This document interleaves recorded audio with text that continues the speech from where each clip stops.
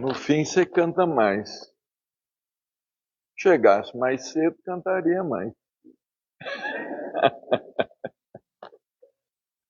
Bem, nós vamos dar início aos nossos estudos sobre Espiritismo, estudos que têm sido muito proveitosos, principalmente para mim, falando pessoalmente. Mas antes nós gostaríamos de falar uma vez mais sobre o Clube do Livro Espírita Padrinhos do Dr. Inácio Ferreira. É uma iniciativa da editora LEP.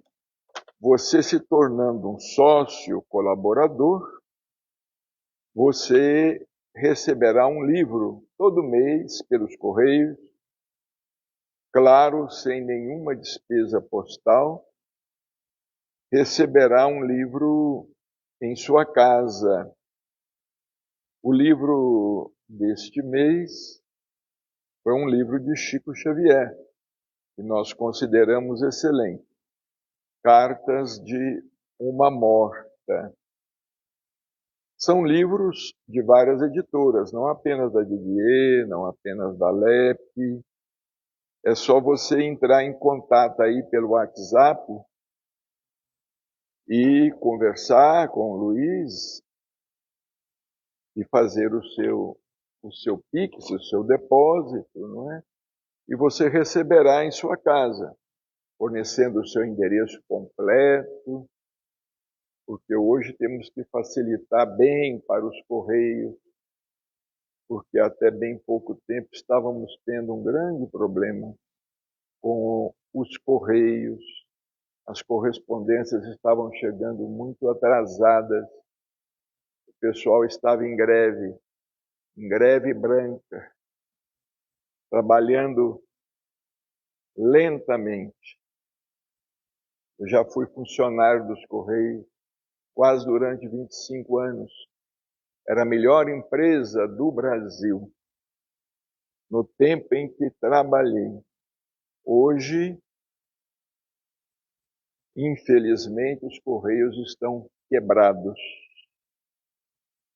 Bem, nós vamos dar sequência aos nossos estudos.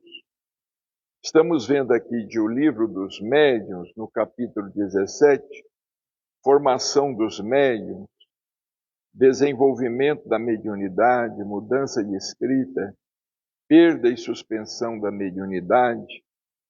Estamos vendo o desenvolvimento da mediunidade. Quando se trata do assunto mediunidade, muitos podem pensar assim, não tem nada a ver comigo. Eu não sou médium. Trata-se de um equívoco, porque todos nós somos portadores de dons psíquicos, mais ou menos acentuados. E a tendência é que, através das múltiplas existências, esses dons medianímicos ou psíquicos, esses dons ainda mais se acentuem, porque a mediunidade já foi chamada de sexto sentido.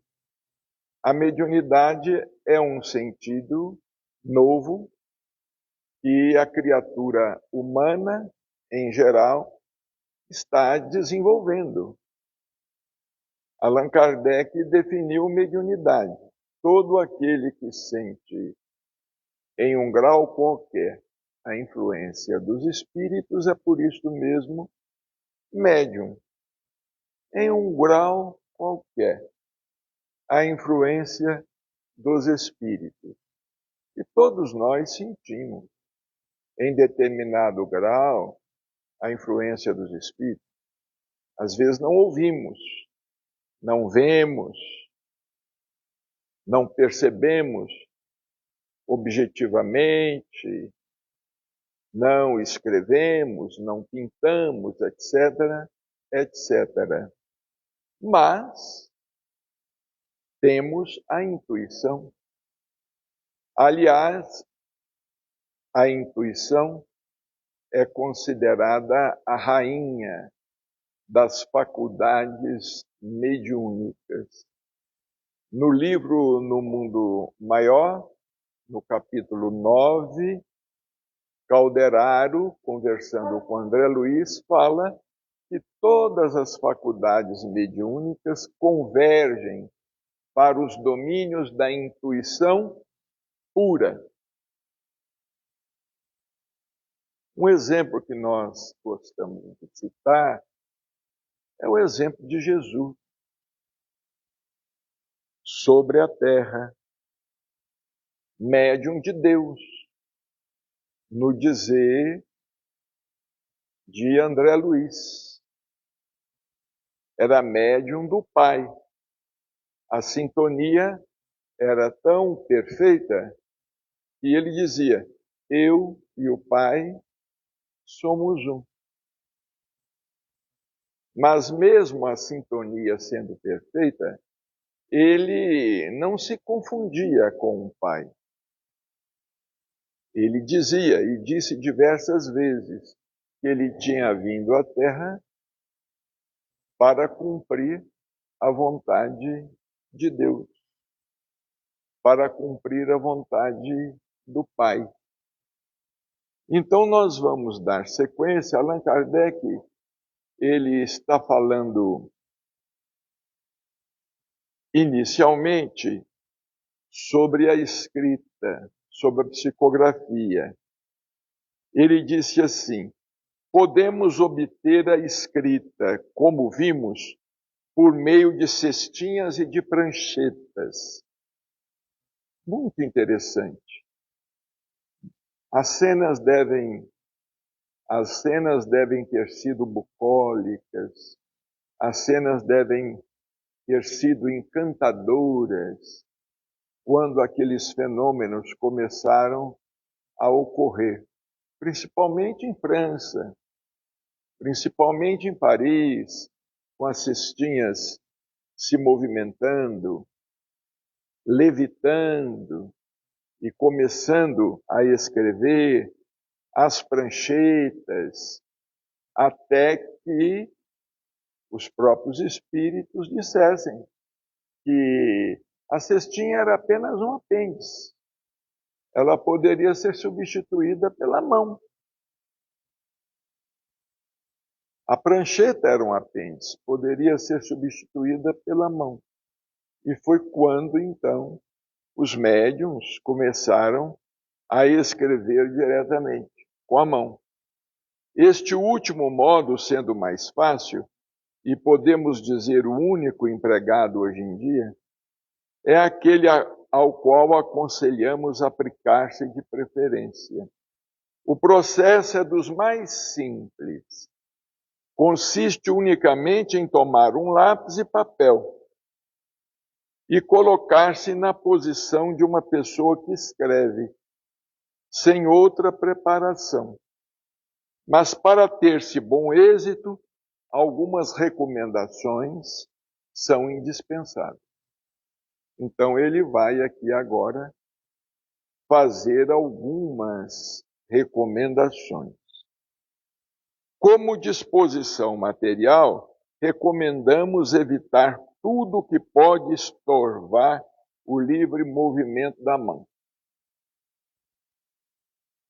Por exemplo, às vezes pulseiras, braceletes, às vezes uma camisa ou uma blusa de manga comprida, ou mesmo um relógio pesado, algo que possa estorvar o movimento da mão.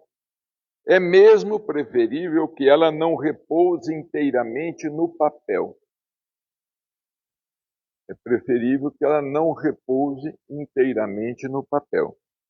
A ponta do lápis deve apoiar-se suficientemente para traçar, porém não muito que encontre resistência.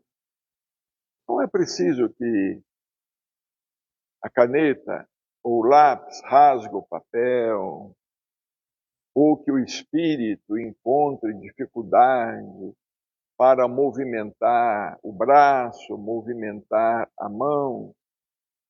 ou que o próprio médium encontre essa dificuldade, no caso dele ser semimecânico ou ser consciente, e ele esteja entrando em contato pensamento a pensamento. Todas estas precauções se tornam inúteis quando se chegar a escrever correntemente, porque então nenhum obstáculo se oporá. São apenas os preliminares de um escolar. Depois da experiência, depois de certo tempo, tudo acontece da maneira mais natural possível. É indiferente servir-se da pena ou do lápis. Durante muitos anos, o Chico psicografou valendo-se do lápis. Mesmo quando veio para Uberaba, durante muito tempo, havia uma máquina de apontar lápis. E os lápis ficavam numa caixinha, numa pequena caixa, todos apontados. E à medida que a ponta dos lápis ela ia se desgastando, normalmente o seu Íker, que era presidente do Grupo Espírita da Prece, ou ficava ali ao lado dele, ou uma outra pessoa, numa salinha ao lado, apontava numa máquina. Tinha uma máquina de apontar, manual, de apontar o lápis. Somente mais tarde é que o Chico passou a psicografar a caneta esferográfica, quando ele viu o Formiga, que era médium, o médium Eurípides Formiga, de quando em vez visitava o Chico, aqui em Uberaba, ele e a esposa, Dona Anabel, que ainda está encarnada. Eles vinham visitar o Chico em Uberaba e o Chico viu que o Formiga psicografava com a caneta. Aí ele aderiu também à caneta. Ele deixou o lápis, aderiu à caneta esferográfica. Alguns médiuns preferem a pena, mas ela convém apenas aos formados e que escrevem pausadamente. Antigamente não havia esferográfica, não é? Era bico de pena, era preciso que a caneta fosse molhada no tinteiro, mas de forma alguma interferia na interrupção do pensamento. Porque existem médiuns que escrevem mais rapidamente, outros menos rapidamente, isso não importa. Não é porque o médium escreva mais rapidamente que ele seja mais médium do que aquele que escreve mais lentamente. Há os que escrevem com tal velocidade que o uso da pena seria quase impossível, ou pelo menos muito incômodo. O mesmo acontece quando a escrita é agitada e irregular, ou quando tratamos com espíritos violentos que batem com a ponta e a quebram, rasgando o papel.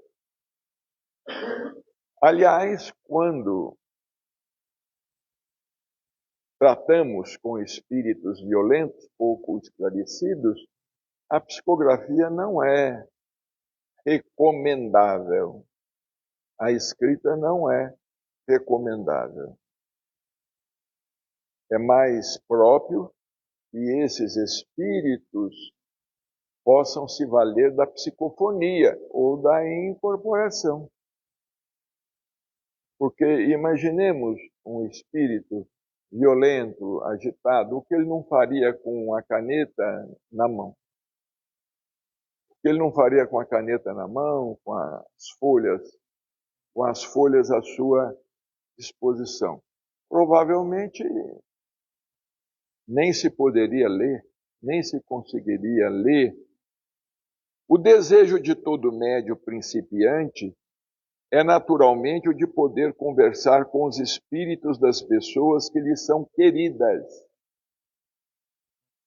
mas deve moderar sua impaciência, porque a comunicação com um determinado espírito oferece frequentemente dificuldades materiais que a tornam impossível para o principiante. Então, no começo, é comum que o médium psicógrafo ele venha a se prestar como intérprete mais aos espíritos familiares. Acontece, porém, que os médiuns psicógrafos que estão começando no processo, os médiuns psicógrafos, eles já querem receber páginas assinadas por espíritos conhecidos, espíritos ilustres. E Allan Kardec ele vai falar mais adiante que a identidade do espírito é importante, mas não é o que mais importa. O que mais importa é o conteúdo. O que mais importa é o teor da mensagem. E é muito difícil para o médium, é muito difícil. Ele precisa de muito tempo de exercício. Por exemplo, lá no Pedro e Paulo, às vezes conversando com as pessoas antes da reunião, muitas pessoas nos dizem assim: eu já recebi mensagens de minha mãe, de meu pai, de meu esposo, mas não senti que fossem eles. Eu não senti na mensagem. Aí, várias coisas devem ser levadas em consideração. Aí, cabe um estudo muito detalhado.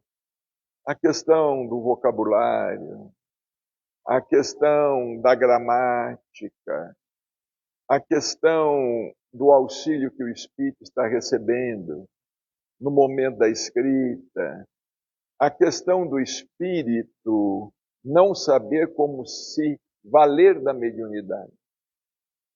Porque o espírito, nós achamos que todo espírito sabe se valer da mediunidade. Não. É como, por exemplo, nem todos sabem se valer de um computador, nem todos sabem se valer de um celular, nem todos sabem. Então não é bem assim essa questão. Essa questão precisa ser muito estudada, porque às vezes aqueles que solicitam mensagens de seus familiares, eles querem ou esperam 100% de autenticidade. E, muito dificilmente, o espírito consegue se manifestar com 100% de autenticidade. Se ele conseguir se manifestar com 50% de autenticidade, é muito. Porque o médium, ele não é uma vela. O médium é um filtro. Ele é um filtro. E existem ideias que os espíritos querem transmitir que não cabem na cabeça do médium. Ou são estranhas ao pensamento do médium. Às vezes, nós exigimos, principalmente depois do advento de Chico Xavier, que foi um fenômeno à parte. Chico é um fenômeno à parte. Nós exigimos que todo médium seja Chico Xavier. Que todo médium psicógrafo seja Chico Xavier. É um erro. É um erro. Porque mesmo através de Chico Xavier, os espíritos nem sempre se comunicavam com 100% de autenticidade. Ele mesmo contava um caso, que certa vez ele recebeu uma mensagem de um filho para o pai. O pai rasgou a mensagem, dizendo que não era do filho dele, e jogou a mensagem na cara dele. Ele contava esse caso. Então, é uma questão muito delicada, porque habitualmente as pessoas desconhecem completamente o processo mediúnico. E porque desconhecem o processo mediúnico, elas se tornam muito exigentes. É muito comum lá no Pedro e Paulo, aqui no Bittencourt Sampaio e lá no Pedro e Paulo, é muito comum que a pessoa receba a mensagem, a primeira coisa que ela confere é a caligrafia, é a assinatura. É a primeira coisa que ela confere. E isso é desestimulante. É desestimulante para o médium, porque raramente os espíritos conseguem assinar com a própria letra, ou semelhante, ou uma assinatura semelhante. Raramente os espíritos conseguem. É até providencial, porque se o médium conseguisse, fosse, vamos dizer, se ele tivesse condições de reproduzir fielmente a assinatura dos desencarnados, ele seria um perigo. Ele haveria de ser um perigo, não é? No que tange a testamentos.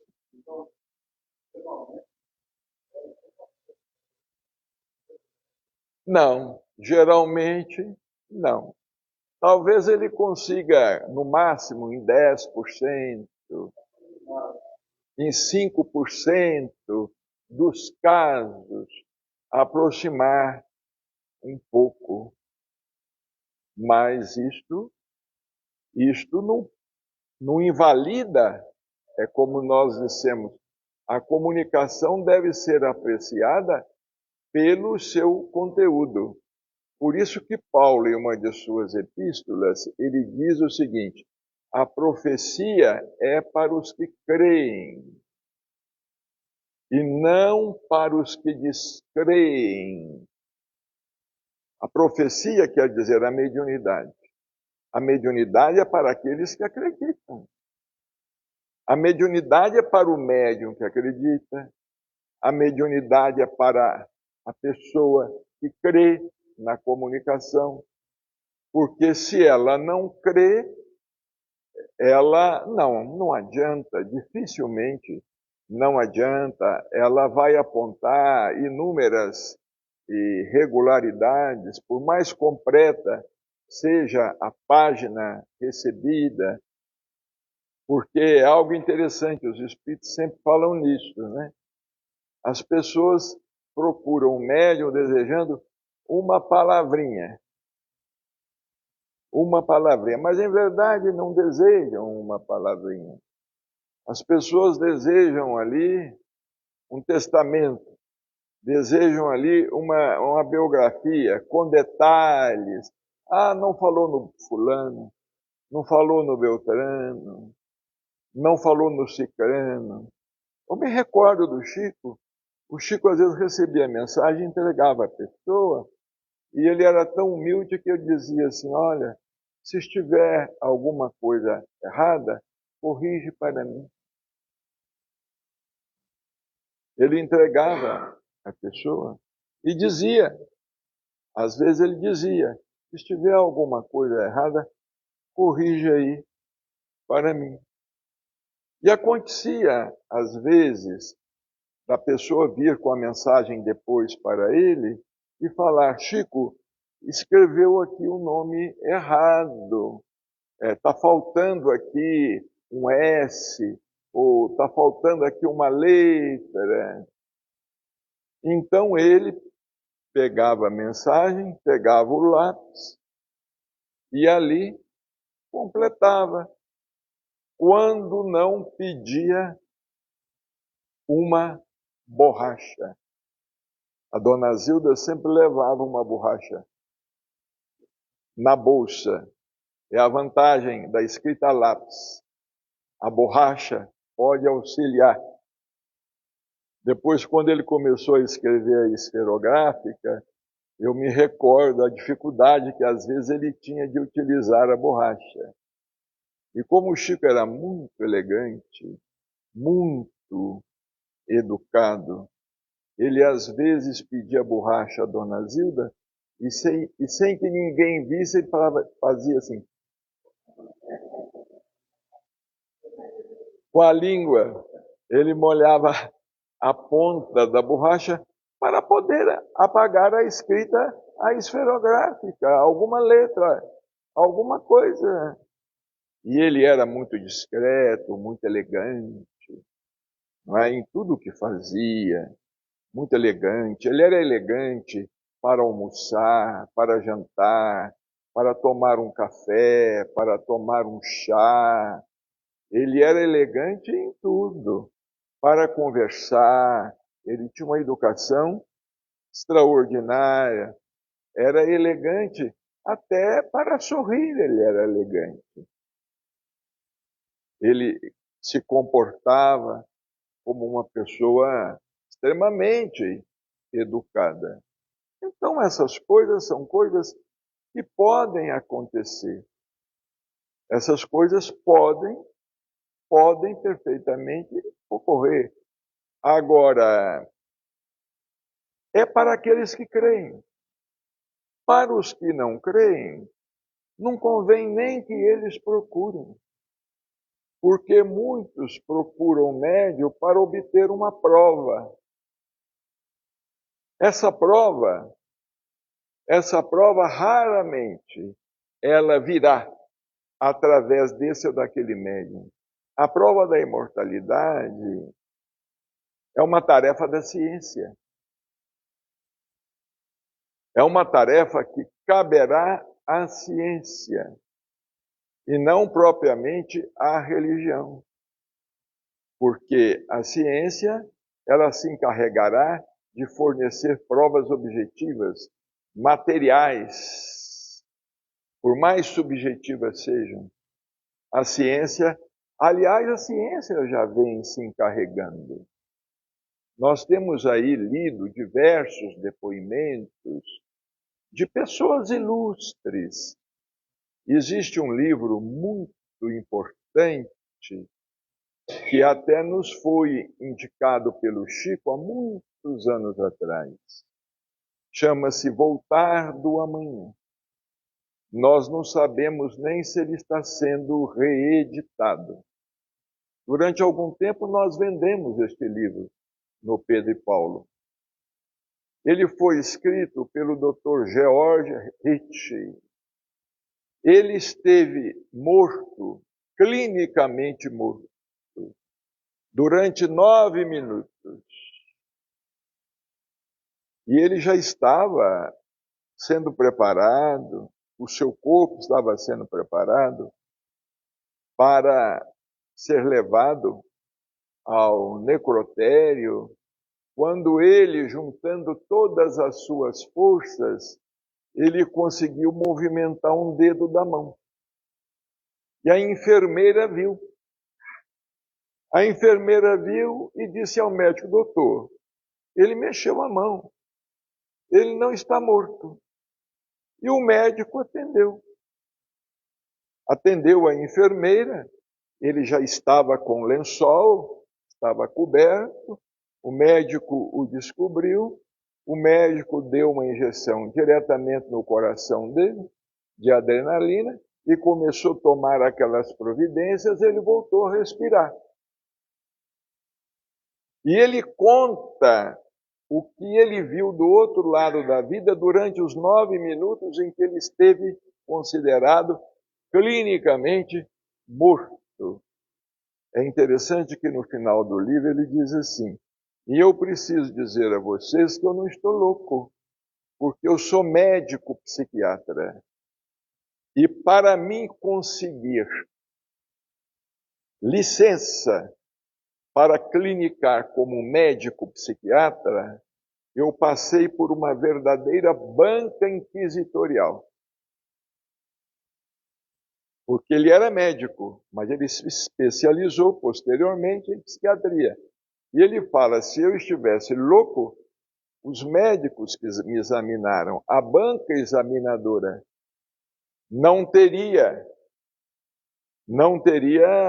me dado permissão, licença, para trabalhar como médico psiquiatra. É um livro muito interessante.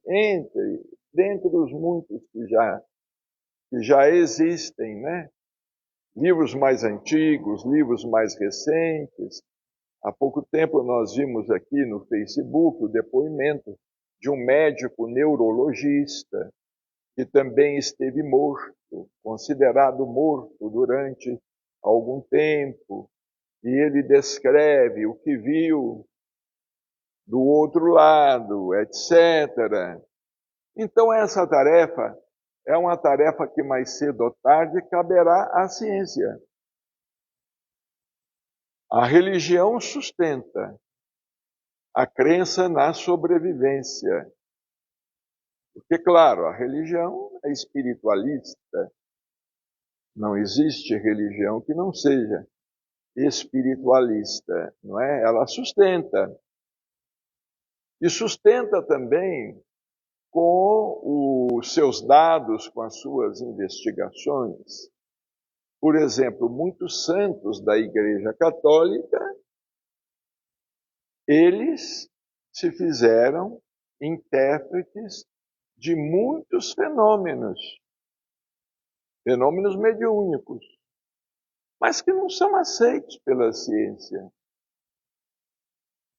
Não são aceitas pela ciência materialista. A ciência vem com outras explicações, vem com a explicação do inconsciente, vem com a explicação de que o cérebro, depois da morte, ainda funciona durante alguns poucos segundos ou minutos, etc., e etc. Continuando aqui, para que o espírito possa comunicar-se, é preciso que entre ele e o médium haja relações fluídicas, que não se estabelecem sempre instantaneamente. Por exemplo, é o que acontece nas nossas reuniões públicas. Essas relações fluídicas não acontecem instantaneamente. Por isso é sempre importante esse contato do médium, embora as pessoas coloquem dúvidas, é muito importante esse contato do médium com os familiares.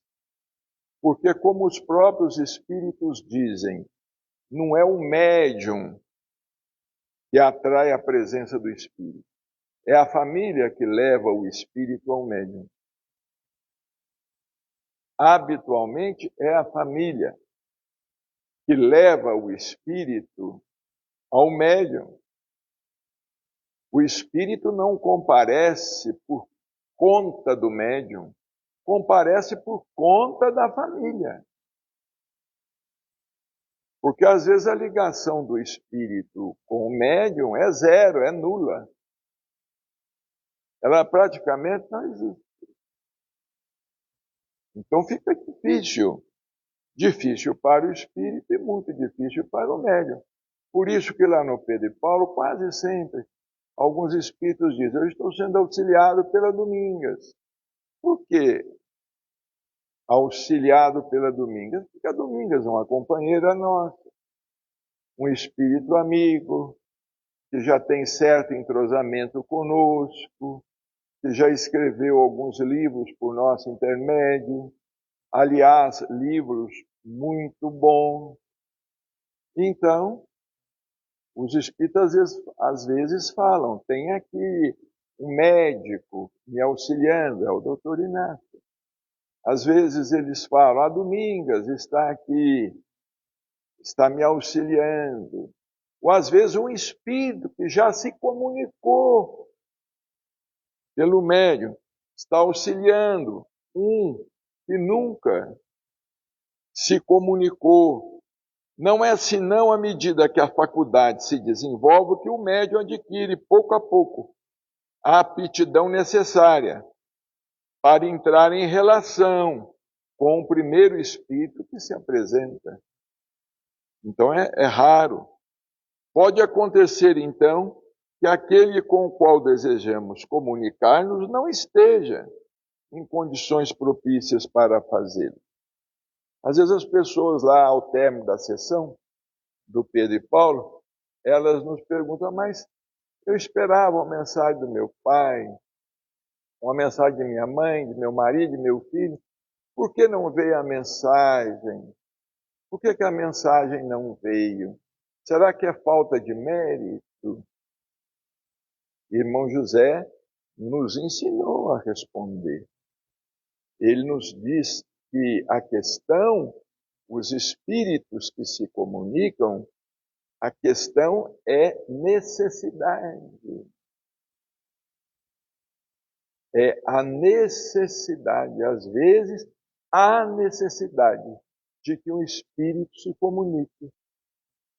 Por exemplo, para tirar de alguém a ideia de suicídio, para tranquilizar uma família que está desesperada, para trazer algum esclarecimento sobre o próprio desenlace, sobre o próprio desenlace. Há pouco tempo nós recebemos lá uma mensagem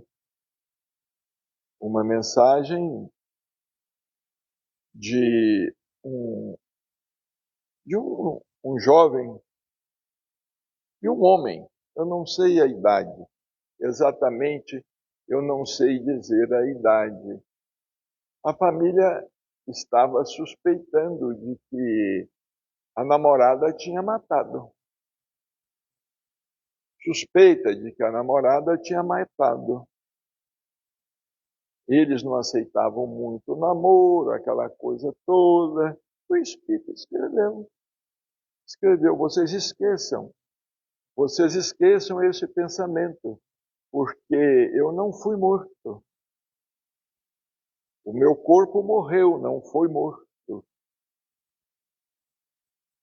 Então, não sabemos se a família aceitou, porque não perguntamos, mas ele escreveu. Não é? Dizendo que ele não havia sido assassinado, não é? E às vezes a gente pensa, né? Muitos de nós pensando, foi assassinado, deu veneno, ou fez qualquer coisa, colocou na comida e tal e coisa. Principalmente quando nós não gostamos da pessoa, não temos afinidade, às vezes pensamos assim, e pensamos equivocadamente, né? Então diz assim, pode acontecer então que aquele com o qual desejamos comunicar-nos não esteja em condições propícias para fazê-lo, apesar de sua presença. Às vezes o Espírito está presente, mas não encontra condições. Como também pode acontecer que ele não tenha nem a possibilidade, nem a permissão de responder ao chamado que lhe é feito. Porque as reuniões sérias são coordenadas por espíritos sérios. Lá, graças a Deus, em tantos anos de tarefa, as nossas reuniões, elas não conferem acesso a qualquer espírito que chega lá e quer. Não, em absoluto. Tem os coordenadores do outro lado, assim como temos os coordenadores aqui, não é? Temos os coordenadores encarnados, temos os coordenadores desencarnados. Eis porque convém, no princípio, de não se obstinar em chamar um espírito determinado com exclusão de outro, porque acontece com frequência que não é com ele que as relações fluídicas se estabelecem com mais facilidade, por mais simpatia que por ele tenhamos. Vejamos, existem pessoas que chegam em nossas reuniões, no Pedro e Paulo, e colocam lá sobre a mesa 10 nomes. Isso demonstra que, na verdade, a pessoa não está querendo comunicação com nenhum, especificamente. Coloca lá 10 nomes. Agora, às vezes a pessoa vem, eu gostaria de, fosse possível, uma comunicação com o meu filho. Sinto muita saudade. Ou com o meu esposo, ou com a minha esposa. Sinto muita saudade. Coloca lá, especificamente, o nome, não é? E não é assim, qualquer um serve. Aquele que pede muita gente, ele não está querendo de ninguém. E provavelmente não vai receber de nenhum. Provavelmente acaba não recebendo de nenhum, não é? Eis porque convém no princípio de não se obstinar em chamar um espírito determinado com exclusão de outro, porque acontece com frequência que não é com ele que as relações fluídicas se estabelecem com mais facilidade, por mais simpatia que por ele tenhamos. Antes, portanto, de pensar em obter comunicações de tal ou qual espírito, é preciso tratar do desenvolvimento da faculdade. Desenvolvimento da faculdade de psicografia, por exemplo. A pessoa recebeu uma mensagem, a primeira mensagem, desenvolvi a mediunidade.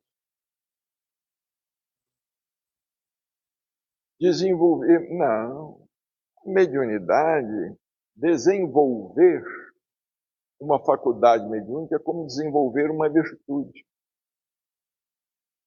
Não é porque eu tenho paciência com uma pessoa uma vez que eu vou ter paciência com ela sempre. Ou que eu vou ter paciência com outras pessoas. Desenvolver mediunidade é como desenvolver uma virtude. Não é?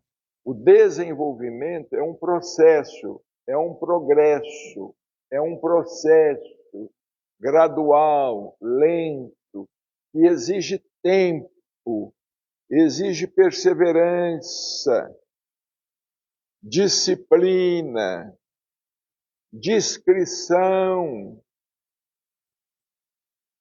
comportamento, atitude, exige isso tudo. Exige isso tudo da parte do médium.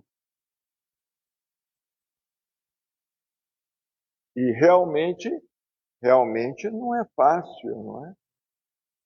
Agora, nós que tivemos oportunidade de conviver com Chico Xavier durante algum tempo, alguns lustros, né, muitos anos, nós notávamos o comportamento dele, né?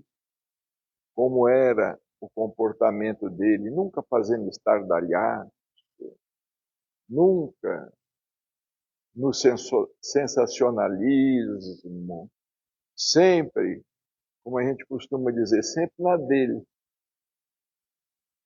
Sempre ali quieto, cumprindo com o dever que lhe competia. Porque o médium que tem autocrítica é aquele que mais se critica. Agora, se o médium não tem autocrítica, ele está perdido. Se o médium não tem autocrítica, ele está completamente perdido. Eu, por exemplo, citando particularmente, quando a reunião termina, eu dou graças a Deus pela reunião ter terminado. Dou graças a Deus, porque não é fácil. Quando termina e a gente percebe que terminou bem, graças a Deus, agora só semana que vem. Graças a Deus, agora só semana que vem. Mas quando chega na quinta-feira, a gente já começa a sofrer. Sofre na quinta, sofre na sexta, sofre no sábado. Antes era sábado e domingo, né? Hoje é só no sábado, né? Mas a gente já começa a sofrer na quinta-feira. Sofre na quinta, sofre na sexta, sofre no sábado. Quando termina tudo ali, e a gente vê que terminou em paz, a gente dá graças a Deus. E para isso é preciso fazer um apelo geral e se dirigir sobretudo ao seu anjo da guarda. Não há também uma fórmula sacramental. Quem pretender dar uma, pode livremente ser taxado de embusteiro, porque para os espíritos a forma não é nada. A forma não é nada. Interessante. Uma vez teve aí um médium de fora e se propôs nos auxiliar, até nos auxiliar lá no Lar Espírita Pedro e Paulo, mas queria que nós pudéssemos quase que passar a esse médium a nossa mediunidade. Mesmo que quiséssemos, não conseguiríamos. Mesmo que quiséssemos, não conseguiríamos. E quando percebeu que não era bem assim, esse médium foi embora. Aparecem pessoas de todos os lugares. Aqui mesmo no Bittencourt Sampaio, numa terça-feira, no final de uma reunião, já tem uns 3 anos ou 4, não sei, eu estava saindo e entrou uma pessoa com uma pasta e disse assim: "Ô Bacelli, eu sou orador espírita e eu percebo que quando você termina a sua palestra, as pessoas ainda ficam querendo mais. E eu queria a sua permissão para que depois de você terminar eu começar a falar." A pessoa nunca tinha pisado aqui. Eu não a conhecia. Era um aventureiro. Nós precisamos estar preparados para os aventureiros, que eles aparecem sempre. Era um aventureiro. Aí ele falando e eu pensando ali, eu disse assim: "Olha, eu vou pedir uma orientação aos benfeitores espirituais, depois nós conversamos." Graças a Deus nunca mais apareceu. Nunca mais veio. Mas nunca tinha pisado aqui. Nunca tinha pisado aqui. Tem pessoas com essa coragem e com essa falta de autocrítica. Então aparecem muitos loucos, homens e mulheres. Aparecem muitos loucos. Eu me recordo, o Chico era sempre assediado por muitos loucos. Apareciam muitos loucos assediando o Chico, num sentido, no outro sentido. Homens e mulheres apareciam e faziam lá propostas, e falavam, e pediam, e aquela coisa toda. E o Chico ele tinha que ter um jeito, né? E ele sempre tinha. Ele tinha que ter um jeito de se esquivar daqueles problemas, porque são problemas. Habitualmente são problemas.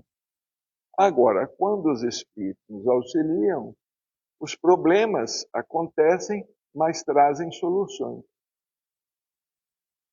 Agora, quando eles não nos auxiliam, os problemas aparecem e ficam, não é? Todavia, a evocação deve ser sempre feita em nome de Deus. Podemos fazê-la nos termos seguintes ou em outros equivalentes. Aliás, o Espiritismo não aconselha a evocação direta de nenhum espírito. A evocação indireta já é feita pelos familiares que estão presentes no recinto. Os familiares que estão presentes no recinto e que solicitam mensagem de seus familiares desencarnados estão evocando. Estão fazendo a evocação, estão chamando pelo pensamento. Estão chamando pelo pensamento.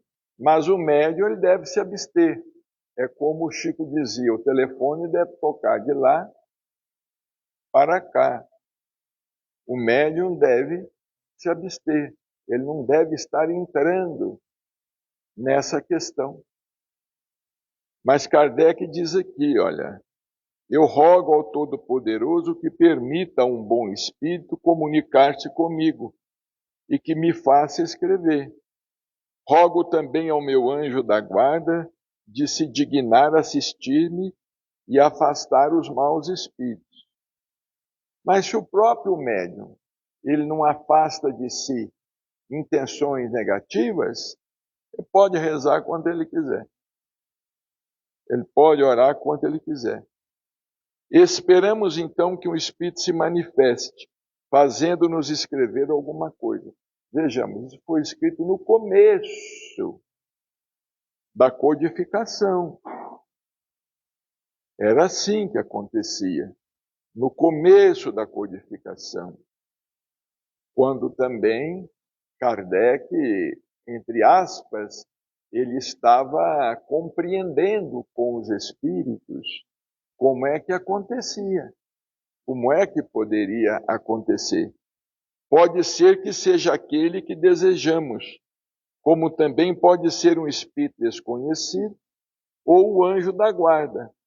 Em todos os casos, ele se dá geralmente a conhecer escrevendo o nome, mas então se apresenta a questão da identidade, uma das que requerem grande experiência, porque há poucos principiantes que não estejam expostos a serem enganados. Trataremos disso mais adiante, num capítulo especial. Então, hoje nós vamos terminar por aqui, mas vejamos que a mediunidade é um mundo, né? É um universo à parte e que precisa ser estudada teoricamente, mas é preciso também que se tenha alguma vivência. É preciso que se adquira alguma vivência. E a vivência apenas com o tempo, apenas com a perseverança. Então nós vamos encerrar, mas vamos lembrar também.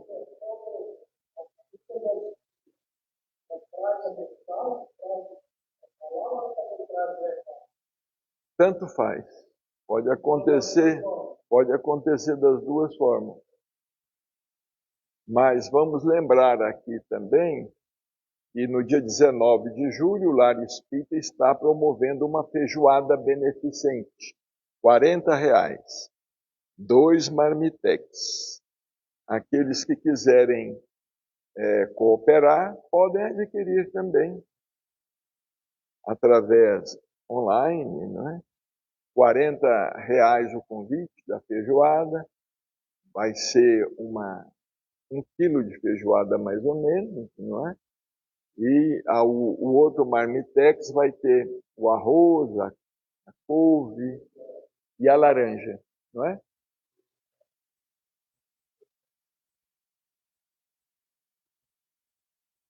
O Sérgio trouxe alguns convites, não é, Sérgio? Traz um aí, Sérgio, deixa eu mostrar aqui na câmera. Aqui. Eu estou achando muito barato. Não, eu achei isso aqui de graça. R$40, 2 marmitex Você não come em nenhum self-service por esse preço. Ainda mais sendo bem feito. Como as nossas irmãs vão fazer tudo muito, muito bem feito. Eu tinha dado a ideia de R$ 50, mas não acataram. Acharam que estava muito caro. Eu estou achando barato R$ 40, mas o preço já foi estabelecido. É.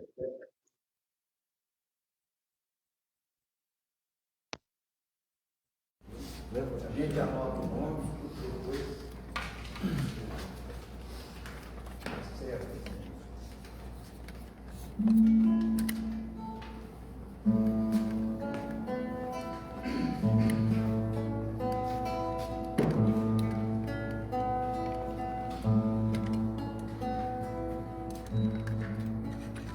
O Senhor tudo nos dá, a semente deu o chão, mas deixou por conta dela o milagre de ser pão. A fonte deu a nascente, de que se põe a jorrar, mas deixou por conta dela correr em busca do mar. Na bênção da criação